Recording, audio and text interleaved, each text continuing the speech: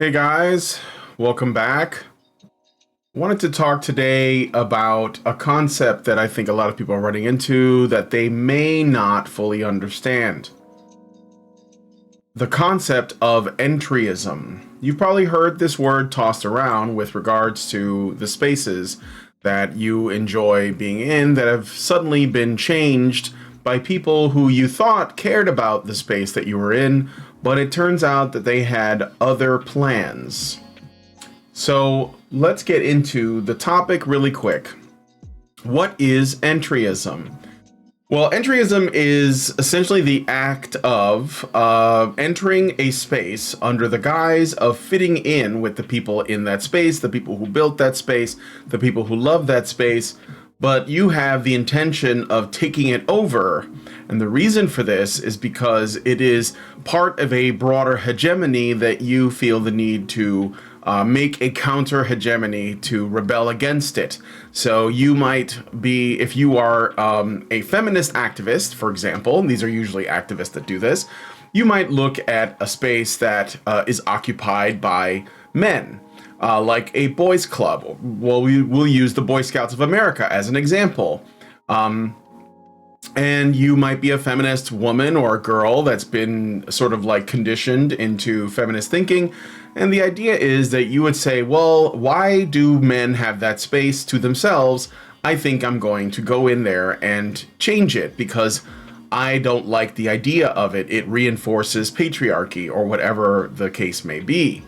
Entryism happens all over the place, business, schools, politics, and hobbies. And I'm sure that you have encountered some of this yourself. And it's kind of a tricky thing because of the way that it operates. So entryism occurs in 5 stages, or at least this is like a generally agreed upon method. There is a great book called Counter Woke Craft, a field manual for combating the woke in the university and beyond, written by Charles Pincourt. You can find it on Amazon, and he kind of breaks down the woke ideology. I can give you a little bit of let's say, the definition of woke, which is how his book begins. So you got an idea. So you have an idea of like how well informed he might be. Okay. So understanding woke. What is woke? Woke is a term given both to a worldview and to the people who are initiated and adhere to that worldview. The worldview is known under several pseudonyms: the critical perspective, social justice, and the critical social justice perspective. It is described in section 1.2, which is later in the chapter I'm going to get to. It is amalgam of postmodern and critical theory. The term woke is in the simple past of the verb to wake, and it is intended to mean awoken to the CSJ worldview, critical social justice. While the term derives from the CSJ perspective and is used proudly as a self-identifying moniker, the same term is used pejoratively among those critical of the perspective. It is because of its pejorative connotation that I'm reluctant to use it. At the same time, it is difficult to come up with another term that is so understandable and concise. As such, and even though I am reluctant to use the pejorative terms, I use the term throughout this book. The definition I'll use for the woke is people who are conscious of the critical social justice perspective and who adhere to it. A short version of this could be critical consciousness. I know that there was a viral video going around that was a clip from Side Scrollers where Melanie Mack was speaking to this couple. I think they were called like the based couple or something like that, and they were essentially comparing wokeness to religion, which is true. This is why you cannot be woke and Christian, or woke and Muslim, or woke and Jewish, or whatever, because these things are actually counter to all hegemonies. They operate as their own. It operates as its own religion, which is it's incompatible with most other religions, at least like in an absolute sense. But anyway, so what is the woke worldview? The woke worldview actually encompasses a number of different theories relating to inequality between different groups in society.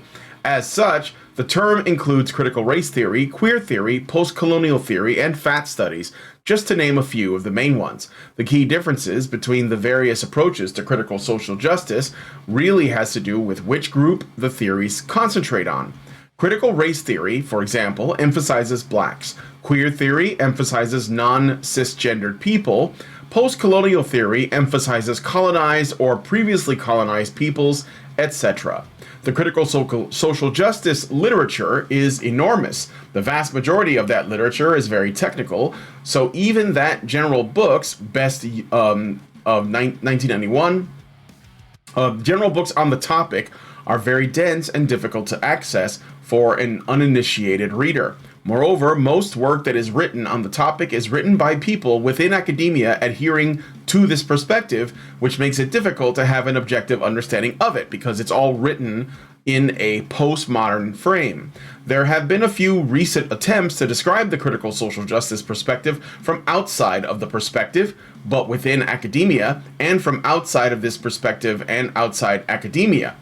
I have found cynical theories to be the best I have come across, primarily due to its ability to aggregate the various strains of critical social justice, as well as to undertake a meta-analysis extracting the key elements that bind the strains together. As a result, I use and adapt Pluckrose and Lindsay's framework. These are two of the people who wrote this.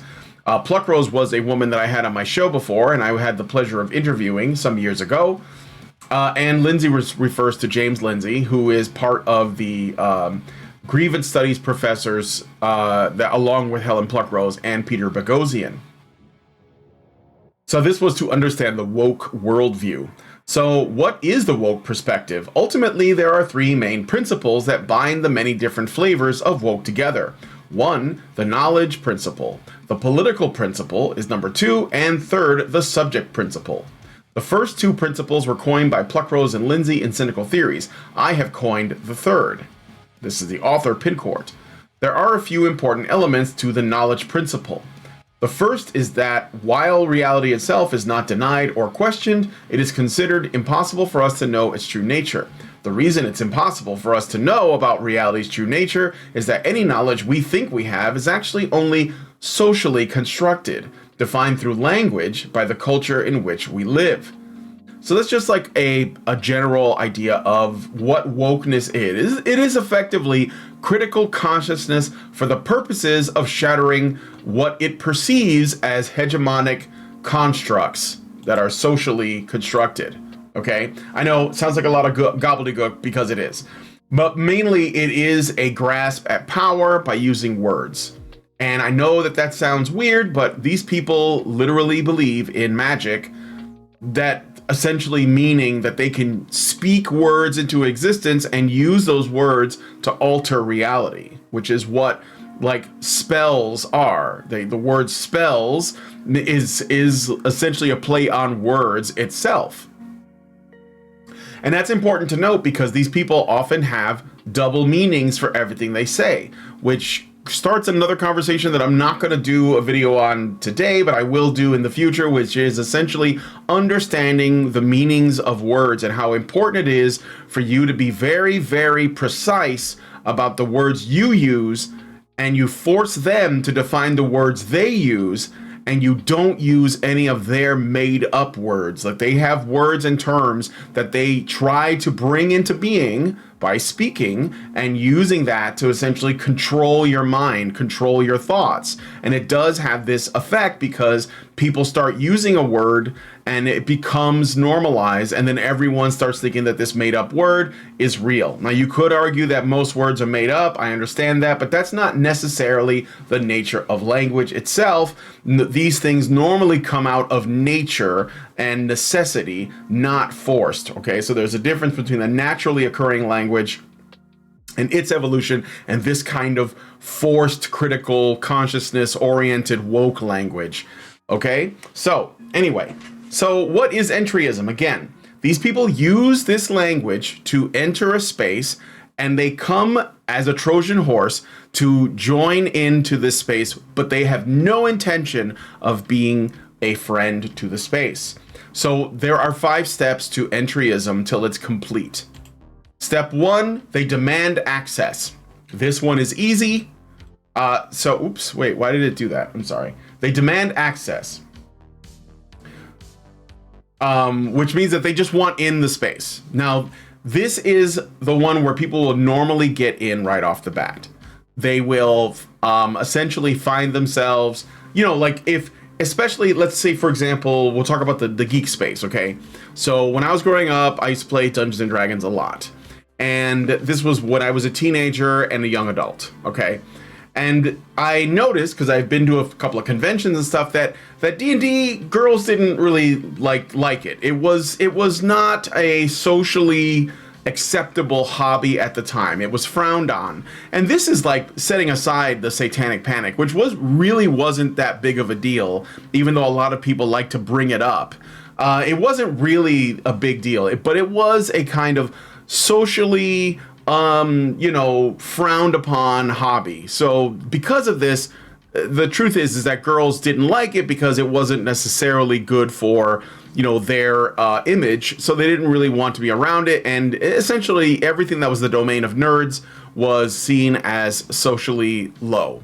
So that was it. And all of a sudden I noticed that more and more girls, there were always some girls into D&D, they were never excluded, but over time more and more started to join, and then the whole geek is chic thing started.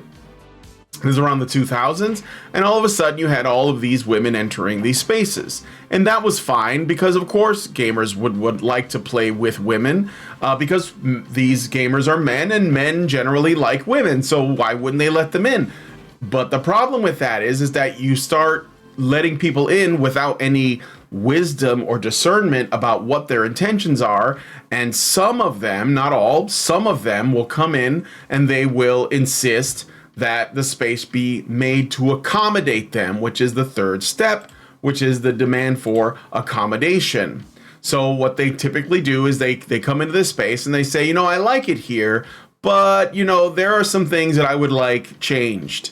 And here's where the probably the most important stage for people to protect their hobby, to protect their space comes in. You have to be able to tell the difference between someone who already loves the space as it is. For example, Star Wars fans, anyone who liked Star Wars from the beginning would not want it to change. Anyone who liked fighting games from the beginning would not like them to change, because that's why they got into them, you see? Right? Anyone who liked comic books liked them as they were, so there's no reason why they would need it changed. This is another thing that we could compare to Dungeons and Dragons, right? So what does that demand accommodation mean? Well, suddenly at the conventions, you started to see the demands being met, where there were girl-only groups, and there were girl-only events, and there were girl-only, rules like DMs, and those women would say we only want to play with them. And there were queer tables. I think now they have like LGBTQ games, and they're kept separate, and all of a sudden you're seeing like this weird segregation, and this comes from this demand for accommodation. Now, you can be accommodating, and it's not a bad thing, but you should be careful that the people who are doing this because there is some net benefit to the entire space, and not just to them or the people that they put like as a priority. So after that, this is when it gets harder to get rid of them if they become a problem. So here's an example of someone demanding accommodation.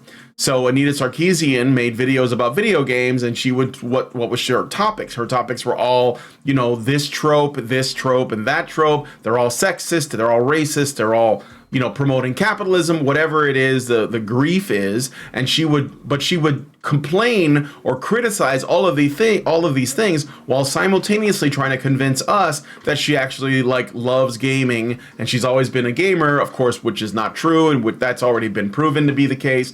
It was just a place for her to start her grift, and this is why we have to be aware of who is really here because they like this hobby, and who is here because they're trying to grab at some power.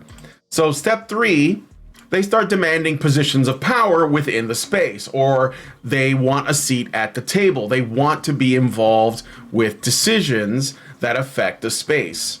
This is, again, a gigantic red flag, especially if they haven't been here very long, and this is something that you have to, because there are people who, for example, I don't know, like, look at Star Wars for a moment. What about the people who have written novels just because they're big fans of Star Wars, that were essentially expanding on the universe? They wrote because they were fans, but it was like they're only through merit that their books make it. I'm sure lots of people wrote fan fiction in the Star Wars universe or Star Trek or whatever their fandom was, but only the best of those actually rose to the top. And sometimes there were people that would actually acknowledge them. There are also fan films, for example. I seem to remember I didn't watch it, but there was a very popular Star Trek fan film that had a Vic Mignogna, the famous voice actor who was canceled by the Me Too movement, and he played a role in it. And even though that wasn't like part of Paramount or anything like that, it is often recognized as a very good, product that deserves some recognition. Now, that doesn't necessarily give those people power, but they do have influence within the space.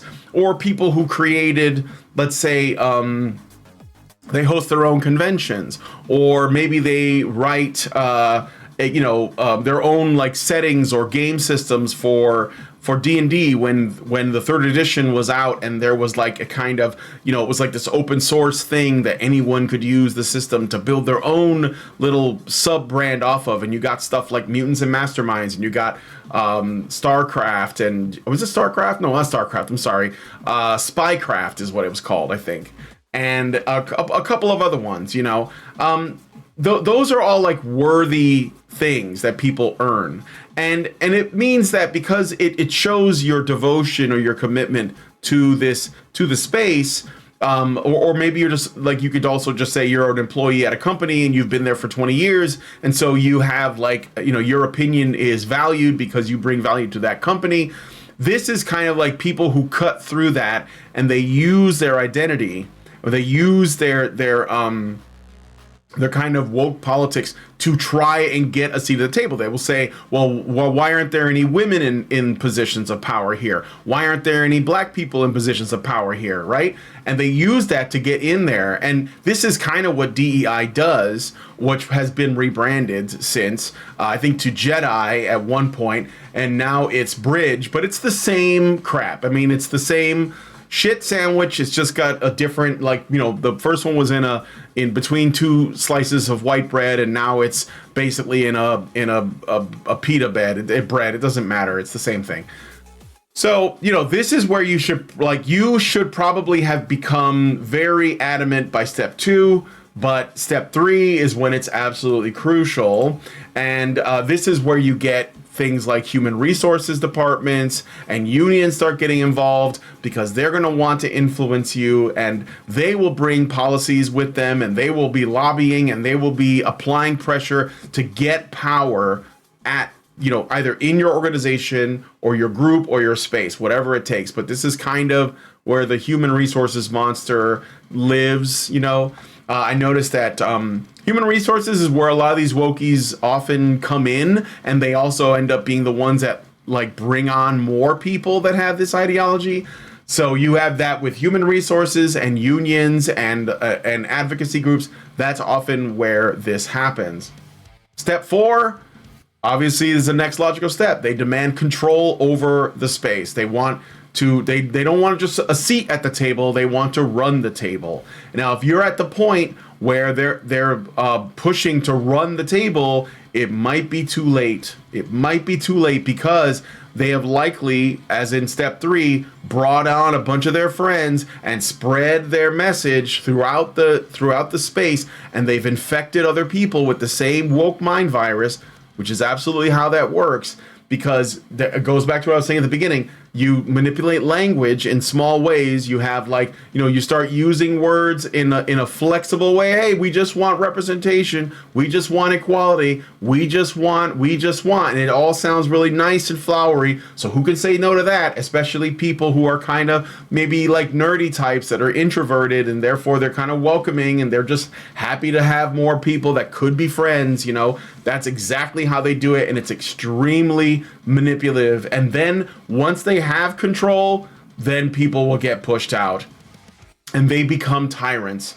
And it's not really a coincidence that I'm using a lot of images of women here, but I'm not saying it's just women, but there is definitely a feminine quality to operating in that way. There's that saying, the masculine tyrant is an iron fist, but the feminine is like a velvet glove. And that's kind of like the approach that is happening here. And so you have to be careful, and you have to say no to these people. Like, this is like the hardest thing, I know, but you got to say no, and you can't let them bully you with this kind of like cry bully, allegations of sexism and racism, because it works. I know that people we have like an instinct to say, no, I'm not that way. But if you start doing that, you will lose, because they don't really care about those things. They don't really care about those things. They just say that they care about those things, So,